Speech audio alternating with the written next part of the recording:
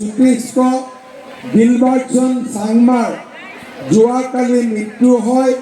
তেখেতক মই অসমবাসী ৰাইজৰ হৈ মোৰ বিনম্ৰ শ্ৰদ্ধা নিবেদন কৰিছোঁ। যোৱাকালি গুড ফ্ৰাইডেও হৈ গ'ল। মই আমাৰ খ্ৰীষ্টান ধৰ্মী ৰাইজলৈও শুভেচ্ছা জ্ঞাপন কৰিছোঁ। শ্ৰদ্ধাৰ ৰাইজ, আজি আপোনালোকক দেখি মই গৌৰৱ অনুভৱ কৰিছোঁ দুটা কাৰণত। 25 বছৰ হৈ গ'ল মই ৰাজনীতি কৰা। পশ্চিম গোৱালপাৰা সমষ্টিত কেতিয়াও আমি খিলঞ্জীয়া মানুহ এজনক বিধায়ক পতাৰ সুযোগ পোৱা নাছিলোঁ। এইবাৰ ডিলিমিটেশ্যন হৈ গ'ল। প্ৰথমবাৰৰ বাবে আমি এজন নিজৰ ল'ৰাক MLA কৰিব সুবিধা পাইছোঁ। হয়নে নহয় কওক? আজি বোলে ৰচিদ মণ্ডল, কালি বোলে হানিফ মণ্ডল, পৰহি বোলে আব্দুল লতিফ। কোন কোন ইয়াত MLA হৈ আছিলে? এইবাৰ MLA হ'ব পবিত্ৰ ৰাভা। মন ভাল লাগিছে নে লাগে নাই? সকলোৰে লাগিছে নাই? দেশখন আমাৰ অসম, ইয়াত অসমীয়া জনজাতীয় আৰু আমাৰ সনাতনী মানুহ এইবাৰ পশ্চিম গোৱালপাৰাত বিধায়ক হ'ব। হয়নে নহয়? সঁচাকৈয়ে অসমত যদি বিজেপি চৰকাৰ বিজেপি চৰকাৰে গোৱালপাৰাৰ ৰাইজৰ লগত থিয় হ'ল, চিট ডিলিমিটেশ্যন হ'ল, পশ্চিম গোৱালপাৰা আৰু দুধনৈ আমাৰ চিট হ'ল। মই ভাবোঁ পূব গোৱালপাৰাটো আমাৰ AGP ৰহিম জিব্ৰানো এইবাৰ। মই আপোনালোকক অনুৰোধ কৰিম, পূবত হাতীত ভোট দিব লাগে, পশ্চিমত পদুমৰ চিনত ভোট দিব লাগে। হ'ব?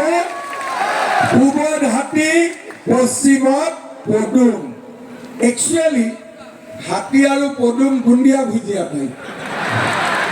AGP বিজেপি একেই পাৰ্টি। যেনেকৈ চাহ কাপত চেনিটো নিদিলে ভাল নালাগে, চাহ কাপ হ'ল বিজেপি, চেনিটো হ'ল AGP। হয়নে নহয়? এতিয়া মই আপোনালোকক অহা 5 বছৰত কি কৰিম, ৰাইজক কেনেকৈ সেৱা কৰিম, তাৰ বিষয়ে দুটা কথা উল্লেখ কৰিম। কিন্তু তাৰ আগতে মই ভাৰতীয় মুছলমান, অসমীয়া মুছলমানৰ কথা কোৱা নাই। মই বাংলাদেশী মিয়াৰ ওপৰত কেইটামান কথা ক'ব খুজিছোঁ। যোৱা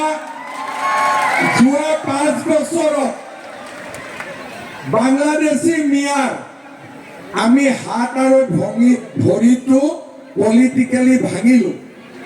এইবাৰ যেতিয়া আমাৰ চৰকাৰ হ'ব, বাংলাদেশী মিয়াৰ ৰাজনৈতিকভাৱে এইবাৰ মেৰুদণ্ডডালত ভাঙি দিম। এইবাৰ যিমান এভিকশ্যন হ'ল, অহাবাৰ 4 গুণ বেছিকৈ এভিকশ্যন কৰিম। কৰিব লাগে নে নালাগে? লাগে নে নালাগে? বাংলাদেশী মিয়াক ট্ৰিটমেণ্ট দিব লাগে নে নালাগে? বিজেপিয়ে কৰিব পাৰে নে নোৱাৰে? কৰি আমি দেখুৱালো নে নাই দেখুৱালো? কিন্তু যোৱা 2 বছৰত যিটো কৰিলোঁ সেইটো আছিলে নৃত্য নাটিকা। আচল নাটকখন এইবাৰহে হ'ব। কাৰণ এইবাৰ আমাৰ MLAবোৰ হ'ব। যোৱাবাৰ MLA নাছিলে। এতিয়া পবিত্ৰ, টংকেশ্বৰ, জিব্ৰান চব জিকাৰ পিছত আমি আমাৰ সংৰক্ষণৰ বাবে কাম কৰিম। কিন্তু বেছি মুছলমান, ভাৰতীয় মুছলমান, অসমীয়া মুছলমান কোনো চিন্তা কৰিব নালাগে। আমাৰ টাৰ্গেট খালি বাংলাদেশী মিয়া। হয়নে নহয়? শ্ৰদ্ধা ৰাইজ, যোৱাবাৰ ইলেকশ্যনৰ সময়ত মই দুধনৈ আহিছিলোঁ, কিন্তু পশ্চিম আৰু পূব গোৱালপাৰা জলেশ্বৰত মই অহা নাছিলোঁ। জানো আমি জিকিব নোৱাৰোঁ, মনটো বেয়া লাগি আছিলে।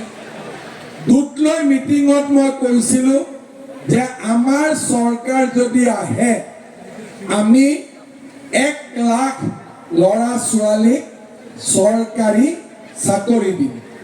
কোনবাই মোক বিশ্বাস কৰিছিলে, কোনবাই মোক বিশ্বাস কৰা নাছিলে, কিন্তু 5 বছৰ পিছত মই আপোনালোকক ক'ব পাৰোঁ যে মই 1 লাখ চাকৰি দিয়া নাই, মই 1,65,000 ল'ৰা ছোৱালীক চৰকাৰত আমি চাকৰি দিলোঁ।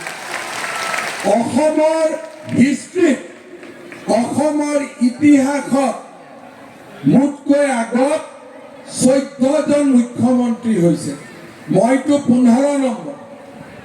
আজিলৈকে কোনেও নিকাভাৱে ইমান ল'ৰা ছোৱালীক কেতিয়াও চাকৰি দিব পৰা নাছিল। এইবাৰ ৰাইজৰ আশীৰ্বাদ শিৰত তুলি লৈ মই প্ৰতিজ্ঞা কৰিছোঁ